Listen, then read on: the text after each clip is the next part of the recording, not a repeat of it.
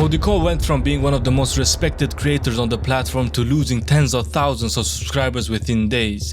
Did Cody Ko just get exposed for having with a minor? What darkness lies behind the eyes of one of the most beloved creators on the planet? In this video, I will expose the truth. Cody Ko was born in 1990 in Canada, where he grew up. From a very young age, he looked up to his parents, who were pro athletes and ran a lot. And one of Cody's first memories of their athleticism was shown when his dad completed his first Ironman. Due to his family being so driven when it comes to sports and training, Cody always kept active as well. As Cody Ko grew older, he found an interest in music instead of becoming an athlete. He then later moved out of Canada into the States, where he would begin college, and in college he would become a DJ, where he would write and release small songs on the side. But the music gig was more like a hobby for him at this time. He was studying computer science in college. In his senior year of college, he made an app called I Capped That with his programming skills that he had learned. He made it because he wanted to learn more about app making, and this was more like a learning experience for him more than anything. The purpose of this app was to make random captions of pictures that you would put in. The app went absolutely viral and people loved it. He ended up selling his app for $100,000, and with his money he was able to move out of his parents' home and pay for his college debt. Right after college, he got a job from the same company that bought his app. His first job here was to make a sequel for the first app called I Capped That 2. This was a paid version instead of being free, and due to the first one having such a success, people stormed and bought the second one as well. It would generate another $250,000 for the company. After this, he made small apps for this company and worked here a while. They saw that Snapchat was blowing up and they wanted to do something similar, and they worked on an entertainment app themselves. This introduced him to Vine, which he used to figure out what type of app they needed to make. He later started to make videos on it after work just for fun.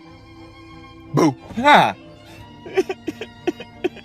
Come on, I'm sorry, don't cry. And after that he goes, I wish you were never born, and that's why I don't go home for Thanksgiving anymore. Anyways, I got a double cheeseburger. It was like a hobby for him, which he enjoyed, and he started blowing up. And this was the time when Cody Ko made his first big career mistake. A mistake that could have ended his career right here. He made a Vine using a slur, the N-word, singing along to a song. Nigga 6, nigga 7, nigga 8, nigga 9, nigga. This that all became a problem when these videos started to surface on Twitter years after they were posted. He had to come out with a public apology stating, update, hey y'all, some old Vines where I say some really insensitive things have been surfacing on Twitter. They were really ignorant videos and I wish I have never made them. Last thing I want is for someone to feel alienated because of something stupid I said. It was a mistake and I'm sorry I let you down. But the strange thing about this is that he posted his apology on Patreon, which is locked behind a paywall. This that shows his incompetence of handling drama and his fear of confrontation. He later found an interest on YouTube and moved his audience there, and at this time he was not sure if he wanted to become a content creator or a programmer. He had a visa coming up his way, and the visa would determine what career path he would take. When his visa came, it was a O1 visa, which is an entertainment visa. He was now forced to go with YouTube whether he wanted it or not, and of course he did. He used his creative mind and started posting different sorts of videos. He already had an audience from Vine, and he started gaining views quickly. A year after he started posting videos on YouTube, he posted a video called I Got Really Mad, which blew up and to this day sits on 1 million views. He kept on posting videos on the platform and was one of the first content creators on YouTube. He gained subscribers very quickly and grew dramatically, and by this time he was one of the biggest creators in the game. He then started featuring his close friend Noel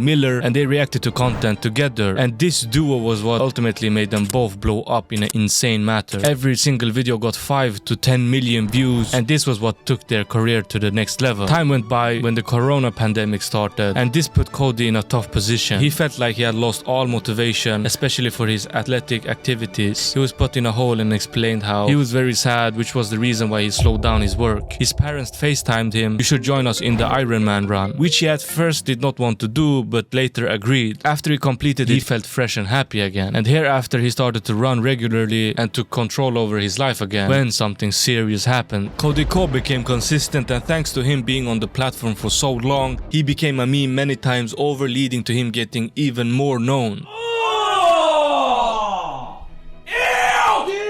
This that led him to become one of the biggest creators on the platform. Throughout the years, he became so popular that people tuned into his YouTube videos just because of who he was. He could now barely put any effort into the video and still get millions of views. He truly had made it. He had his girlfriend that he turned to his fiance. He bought an amazing home and became a dad when something happened. Something that could end everything right here and destroy the peace that he had built up in his life. It was now 2016 and Cody Ko was 25 years old when allegedly he was at a party with another creator, Tana, who at the time was 17 years old. Allegedly they started to make out when another creator by the name of Gabby Hanna confronted Cody, telling him that she was underage. Cody Ko allegedly apologized, but later that night still had with her knowing her age. This whole incident for years was silenced by Cody Ko anytime anybody would talk about it. The whole drama started when a clip of Tana surfaced where she said this.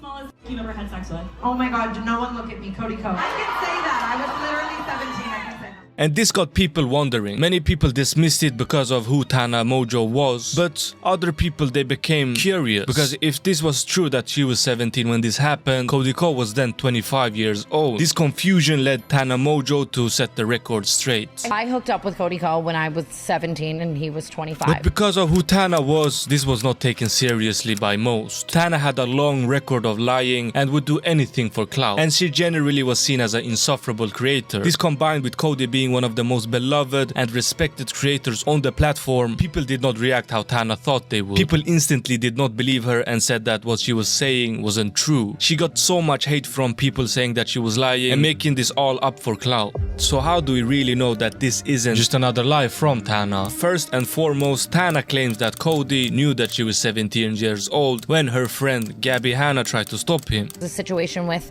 Gabby Hanna at a playlist live where she pulled him aside and told him like, yo, she's 17, and then we still went and hooked up. This isn't just some crazy tea.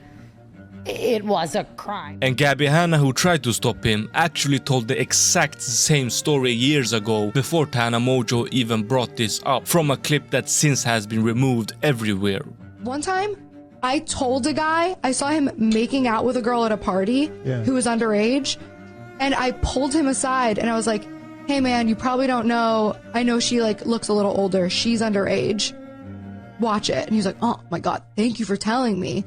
And then he turned out. These are very serious allegations, and what has Cody's response been to all of this? Radio silence, a strategy that has worked for all of these years, but now that more and more people are talking about it, I'm not so sure that he will get away with being silent this time. I find your silence on the situation to be uncomfortable, because I know that if Tana's allegations are true, then silence would be your only option, since telling the truth would be tantamount to confessing to a crime, and lying would put you at risk of being contradicted by a witness. Even if what Tana says is false, your silence is still grossly incompetent at best. Cody, that has even gone as far to censor anybody on his YouTube videos who's talking about the situation. It seems that he has blocked a lot of words relating to these allegations, because if you take a look on his Instagram, you can see almost every single comment about the situation. But on YouTube, you can't find a single comment related to this. If we take a look on his latest videos and filter the comments by newest, we still can't find any comments talking about this drama, even now when it has blown up like it has. Another reason to why these allegations has gone so long without being talked about broadly is because every time Tana would talk about this, people would straight up attack her on the internet, calling her a liar and saying the worst things that you can imagine. The most traumatizing thing of all of this really was seeing how many people like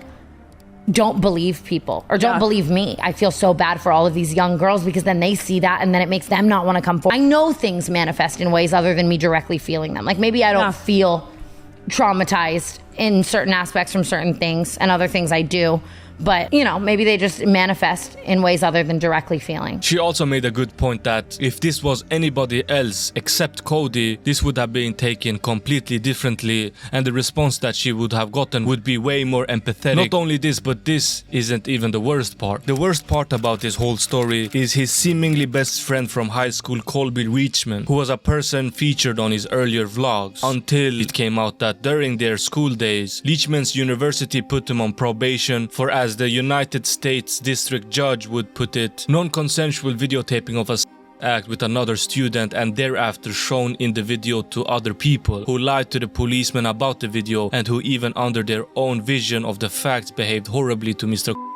and at least one other woman. And to make matters even worse, the woman in the video also alleged that Leachman drugged her before the recording and she did not consent to any of this. This man was a part of his videos, but after all of this information surfaced, he is no longer a part of Cody Ko's videos. And it seems like they are still friends to this day. You can see Leachman on his Instagram from hangouts and from his wedding that was just 1 year ago. This will be interesting to see how Cody handles this drama this time. He can no longer be quiet, so will his empire crumble or will he make it out alive? Only time will tell. Subscribe.